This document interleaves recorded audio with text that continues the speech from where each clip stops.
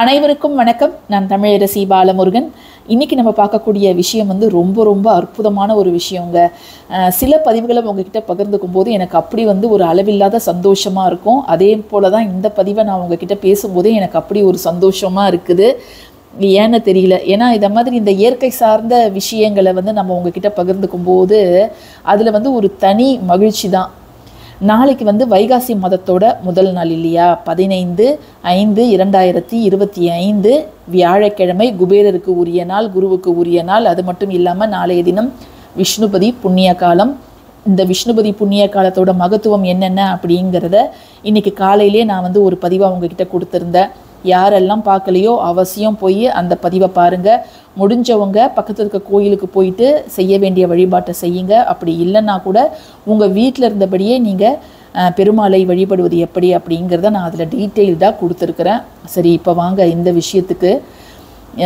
நாளைக்கு வைகாசி 1. எப்பொழுதுமே நம்ம சேனலில் நான் சொல்கிறது என்ன அப்படின்னா, எந்த தமிழ் மாதமோட முதல் நாளாக இருந்தாலும் சரி அல்லது ஆங்கில மாதமோட முதல் நாளாக இருந்தாலும் சரி, நம்ம அந்த மாதம் நமக்கு பணவரவு நல்ல அமோகமாக இருக்கணும். எல்லாமே தான் நமக்கு நடக்கணும். நம்ம ஆரோக்கியம் நல்லா இருக்கணும், மற்றவங்களோட உறவு அப்படிங்கிறது நல்லா இருக்கணும், எல்லாமே வேணும். ஆனால் இந்த காலகட்டத்தில் மிக மிக முக்கியமான ஒரு விஷயமாக கருதப்படுவது பணம். அதனால் அந்த மாதம் முழுக்க பணத்தட்டுப்பாடு எதுவும் நமக்கு வரக்கூடாது.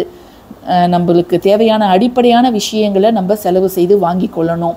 நம்ம பசங்களுக்கு அவங்களுடைய ஆசைகளை நிறைவேற்றுவதற்கு தேவையான பணம் நம்ம கையில் இருக்கணும். வறுமை அப்படிங்கிறது இருக்கக்கூடாது. அப்படிங்கிறதுக்காக முதல் நாள் சில விஷயங்களை நான் உங்ககிட்ட பகிர்ந்துப்பேன்.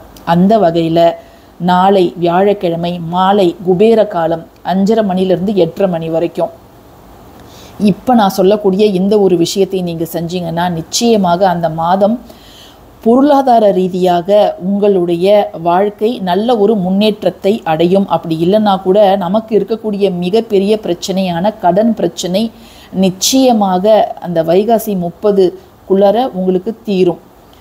அப்படி என்ன நாளைக்கு நம்ம செய்யணும் அப்படின்னு கேட்டிங்கன்னா, இந்த ஒரே ஒரு பூ தாங்க உங்கள் கையில் வேணும். என்ன பூ இது அப்படின்னு கேட்டிங்கன்னா, இதை மருதாணி பூ அப்படின்னு நம்ம அழைப்போம். இது எத்தனை பேர் வீட்டில் மருதாணி செடி இருக்குது, அது பூ பூத்து இருக்குது அப்படிங்கிறத கமெண்ட் செக்ஷனில் என் கூட ஷேர் பண்ணுங்கள். அவங்கெல்லாம் தயவு செஞ்சு விட்டுடாதீங்க. நாளைக்கு நிச்சயமாக நீங்கள் எல்லாருமே செய்யணும். ஏன்னா சில பேருக்கு மருதாணி பூ கிடைக்காது, ஏன்னா அவங்க இருக்கக்கூடிய லொக்கேஷன் அப்படியா இருக்கும். சில பேர் வீட்டில் மருதாணி செடி இருக்கும். இந்த மருதாணி செடி, அந்த இலைகள், இந்த விதைகள், இதெல்லாம் எப்படி நமக்கு நம்முடைய வாழ்க்கையை மேம்படுத்த உதவுது அப்படிங்கிறத நிறைய பதிவுகள் நான் உங்கள் கூட நான் ஷேர் பண்ணியிருக்கிறேன். ஸோ இப்போ பூவை வைத்து நம்ம நாளைய தினம் செய்ய வேண்டிய முக்கியமான விஷயம் என்ன அப்படிங்கிறத பார்ப்போம். இந்த வைகாசி மாதம் அப்படின்னாலே மாதவ மாதம், வைசாகம் அப்படின்னு அழைப்பாங்க. பெருமாளுக்கு மிக மிக உகந்த மாதம். தினம்தோறுமே நீங்கள் பெருமாளுக்கு துளசியால் அர்ச்சனை செய்வது அப்படிங்கிறது ரொம்ப நல்லது. அது மட்டும் இல்லாமல் வைகாசி விசாகம் இந்த மாதத்தில் வருது, மோகினி ஏகாதசி வருது, நரசிம்மர் ஜெயந்தி ஏற்கனவே முடிஞ்சிடுச்சு. அது மட்டும் இல்லாமல் சிவபெருமானுக்கு இந்த வைகாசி பௌர்ணமியில் மகிழம்பூ நிற ஆடை உடுத்தி அவங்களுக்கு எல்சாதம் நிவேதனம் செய்யும் பொழுது நாம் செய்த பாவங்கள் எல்லாம் தீரும். நிறைய மகத்துவங்கள் இந்த வைகாசி மாதத்தில் இருக்குது. இப்போது இந்த மருதாணி பூ மகாலட்சுமி தாயாருக்கு மிக மிக உகந்தது. எப்படி மல்லிகை, வாசனையான மல்லிகை பூ, தாமரை பூலாம் மகாலட்சுமி தாயாருக்கு உகந்ததோ, இந்த மருதாணி பூ அவங்களுக்கு ரொம்ப உகந்தது. யார் வீட்டிலலாம் இந்த மருதாணி செடி வீட்டோட முன்புறத்தில் இருக்குதோ அவங்க வீட்டில் மற்றவங்க வீடை நம்ம ஒப்பிட்டு பார்க்கும்போது அந்த வீட்டில் இந்த கண்திருஷ்டி, ஏவல், பொறாமை இதை மாதிரியான பிரச்சனைகள்லாம் கொஞ்சம் கம்மியாக தான் இருக்கும். ஏன்னா அனைத்து விதமான திருஷ்டிகளையும் இது நீக்கிடும். எங்கெல்லாம் நல்ல வாசனை இருக்குதோ அங்கெல்லாம் நெகட்டிவிட்டி வரவே வராது. இப்போ நான் உட்காந்துட்டு பேசுகிறேன், இந்த பூலேருந்து வரக்கூடிய வாசனை எனக்கு அப்படி வருது. அவ்வளோ வாசனையான வாசனை அடிக்குது இந்த பூவு. இந்த பூ உங்கள் வீட்டில் இருந்ததுன்னா நீங்கள் அதை எடுத்துக்கலாம். அப்படி இல்லைன்னா உங்கள் தெரிஞ்சவங்க வீட்டில் அக்கம் பக்கத்தில் இருக்கவங்களுடைய வீட்டில் இருந்ததுன்னா அவங்கக்கிட்ட கேட்டுட்டு, பர்மிஷன் கேட்டுட்டு அதுக்கப்புறமா நீங்கள் இதை எடுப்பது அப்படிங்கிறது நல்லது.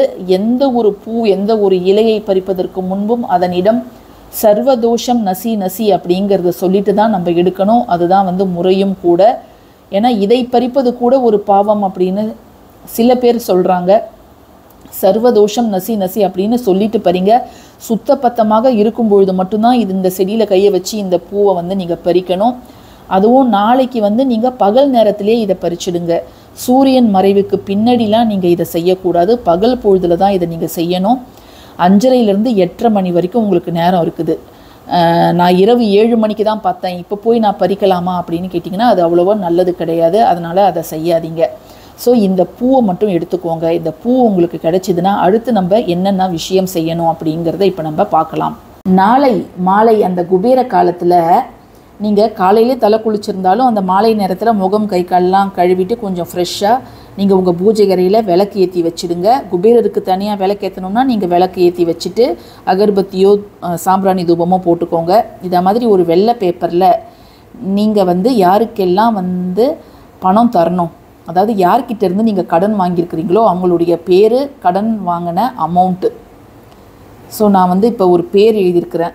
அதுக்கப்புறம் எந்த பேங்க்கில் எவ்வளோ லோன் இருக்குது, எதுக்காவது நம்ம வீட்டு லோனு அதை மாதிரி இருக்கும். அதுக்கப்புறம் தனி நபர்கிட்ட உங்களுக்கு அதை மாதிரி எத்தனை கடன் எத்தனை லோன் இருக்குதோ அது எல்லாத்தையுமே நீங்கள் தெளிவாக எழுதிக்கோங்க. இன்னும் 2-3 பேர் இருந்ததுன்னா கூட எழுதிக்கோங்க. இல்லை ஒரே ஒரு கடன் தான் இருக்குதுன்னா நீங்கள் அதை கூட எழுதிக்கலாம். பேங்க் பேரெல்லாம் கரெக்டாக மென்ஷன் பண்ணி எழுதிக்கோங்க. ஸோ இந்த தொகையெல்லாம் நீங்கள் திரும்பி கொடுத்துட்டா உங்களுடைய கடன் எல்லாம் தீர்ந்துடும், நம்மளும் நிம்மதியாக இருக்கலாம். அப்படிங்கிறதுக்காக இந்த மாதிரி ஒரு வெள்ளை பேப்பர் தான் எடுத்துக்கணும். நீங்கள் வந்து பேனா எந்த நிறமாக பேனாவாக இருந்தாலும் பரவாயில்ல, ஆனால் நீங்கள் சுத்தபத்தமாக இருக்கணும். இந்த பேப்பரில் ஜஸ்ட் நீங்கள் கொஞ்சமாக இந்த மருதாணி இலைகள் பூவோட வச்சு நீங்கள் இதை வந்து மடிச்சிடுங்க. மடித்து இதை வந்து மகாலட்சுமி தாயார் படம் இருக்கும் அதுக்கு மேலேயோ அல்லது அதுக்கு கீழே அல்லது அதற்கு பின்னாடி எங்கே இடம் இருக்குதோ உங்கள் பூஜை அறையில் அதை வந்து நீங்கள் மடித்து வச்சிடுங்க. இதை மட்டும்தான் நாளைக்கு நீங்கள் செய்யணும். இதை வச்சுட்டு இதற்கும் நீங்கள் தீப தூப ஆராதனை காமிங்க. எப்பொழுதெல்லாம் உங்கள் பூஜை ரூமில் நீங்கள் பூஜை செய்கிறீங்களோ அப்பொழுதெல்லாம் இந்த ஒரு பேப்பருக்கும் மடித்து வச்சுருக்கீங்க இல்லையா பேப்பர், அதற்கும் நீங்கள் தூப தீப ஆராதனை காமிங்க. முடிந்தால் ஒவ்வொரு வாரமும் இந்த வியாழக்கிழமை நாளைக்கு நீங்கள் ஆரம்பிக்க போகிறீங்க, ஒவ்வொரு வாரமும் வியாழக்கிழமையோ அல்லது வெள்ளிக்கிழமையோ என்றைக்கு உங்களுக்கு பூ கிடைக்குதோ இந்த பழைய பூவை எடுத்துட்டு கால்படாத இடத்துல போட்டுட்டு புதுசாக அந்த மருதாணி பூ இலைகளோடு நீங்கள் இப்படி வைக்கலாம். இவ்வளோ வச்சாலே போதுமானது. சில பேர் பேப்பரோடு வைப்பாங்க, சில பேர் ஒரு பாக்ஸ் போட்டு வைப்பாங்க. அது அவங்கவுங்களோட தனிப்பட்ட விருப்பம். இதை நீங்கள் தொடர்ந்து செஞ்சுக்கிட்டே இருக்கும் பொழுது இந்த கடன் சுமையானது தீரும்.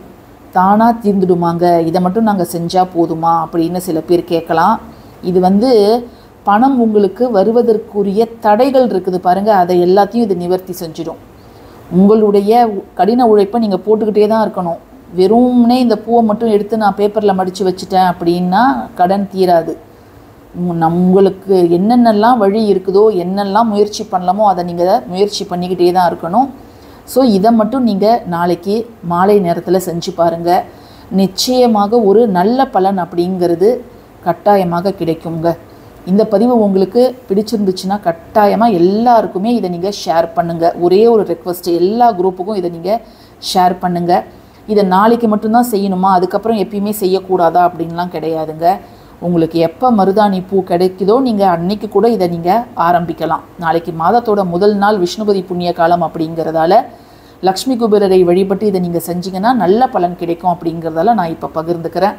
ஸோ தேங்க்யூ ஃபார் வாட்சிங் திஸ் வீடியோ. நன்றி.